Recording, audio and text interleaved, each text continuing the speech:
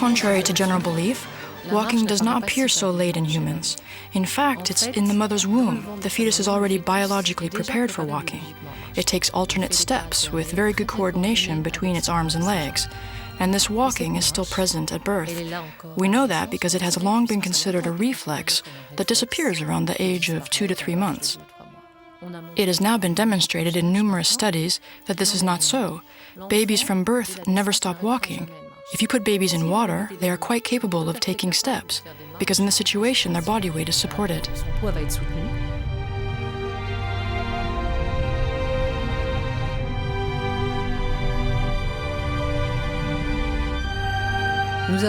We have also shown that if we plunge 3-day-old newborns into virtual reality, with little virtual treadmills below their feet, giving them the illusion that they are moving forward, this triggers a walking gait with alternating steps. To facilitate its walking movements, baby is supported vigorously by the arms. One of the difficulties is equipping it with these little grey balls, markers installed on key points of the joints.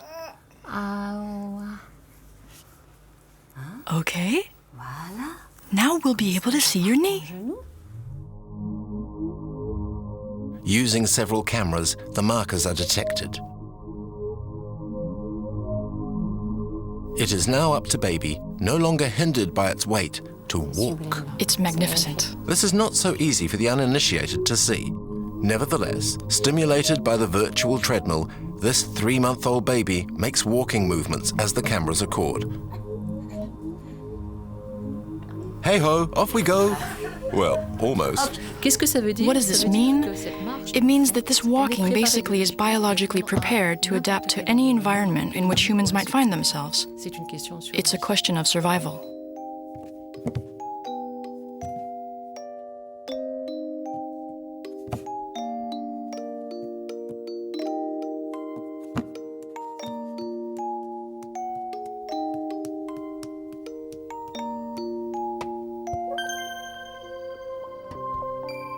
Crawling is generally very common between 4 and 12 months.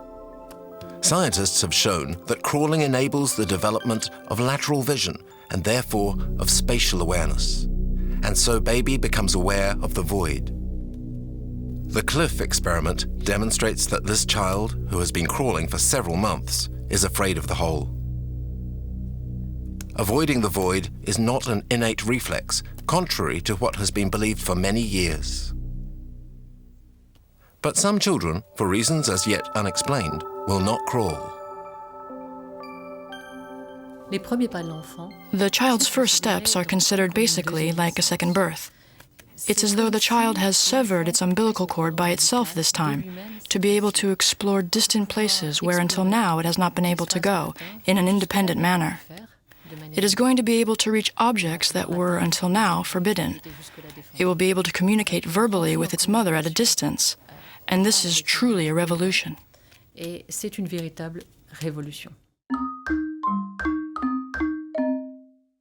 However, this revolution will take place gradually through learning, as shown by these movements captured by computer. The child must master separating its legs, and it must above all learn to place its foot properly, not flat, but raising the heel as older children do.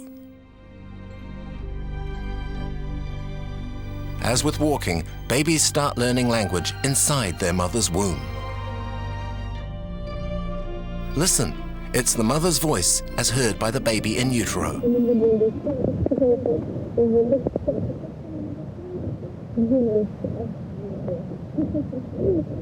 In fact, the baby already begins to work on its mother's voice, which means that at birth, not only does it recognize its own mother's voice, but it's even capable of recognizing its mother tongue compared with a foreign language, even when spoken by unknown individuals. But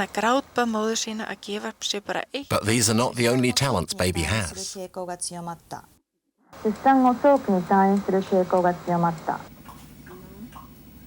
Up to the age of 6 months, baby is a universal listener, which means it is able to distinguish all sounds in all languages. Very good. I'm starting the experiment in Tamil. The scientist has conditioned the baby to associate each new sound with the lighting up of a fluffy toy. By turning towards the panda just before it lights up, baby confirms that it has heard a difference. An assistant then recaptures the baby's attention before the next test. In Tamil, there are two types of L, the la and the la, and we French speakers can't hear the difference at all. Well, when we test very young children of around 6 months of age, we can observe that no matter what their mother tongue is, they are able to hear all these distinctions. Take the test and try to hear the difference. Difficult, isn't it? Little by little, during the first year of life, babies specialize in the sounds of their mother tongue. And this specialization is extremely useful because it means that they will be able to recognize the sounds of their mother tongue as quickly as possible, and therefore they will stop hearing the distinctions that don't exist in their own language.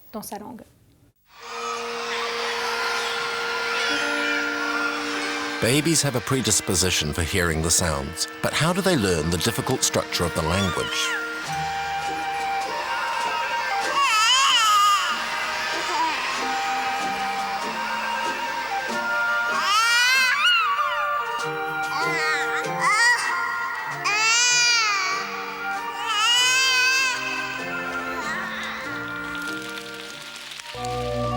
Recent studies have shown that from the age of 3 months, a baby's brain is capable of detecting the repetitions of words. Rock-a-bye baby on the treetop. When the wind blows, the cradle will rock.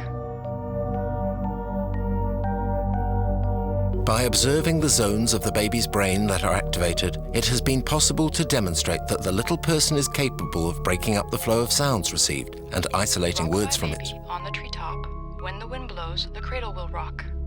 Using cerebral imaging techniques, it has been possible to observe that the same zones are activated in 3-month-old babies as in adults listening to the language. And what's more, these are the same zones we see for sign language.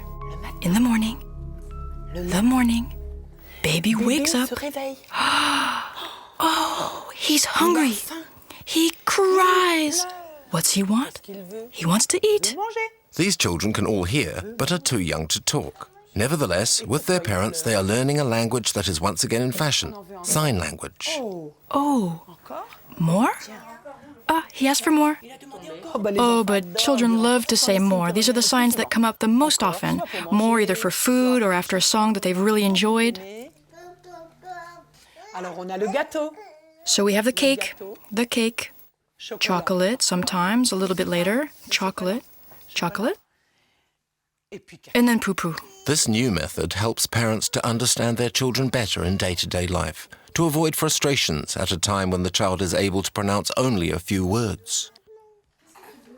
Okay, he stopped. Sleepy buys, yes, you're sleepy. Go to sleep. Children learning a spoken language begin to babble by pronouncing syllables. Children learning sign language begin to babble with their hands. From 18 months on, we see the first phases, in sign language as in spoken language. And in fact, it is quite possible for a child to grow up bilingual in sign and spoken language, just as it is possible for a child to grow up bilingual in 2 spoken languages. Here, for example, with this child, who obviously wants something, she can't say it. It's impossible. So she makes the signs for cheese, more. And she's happy because she's been able to communicate her wish.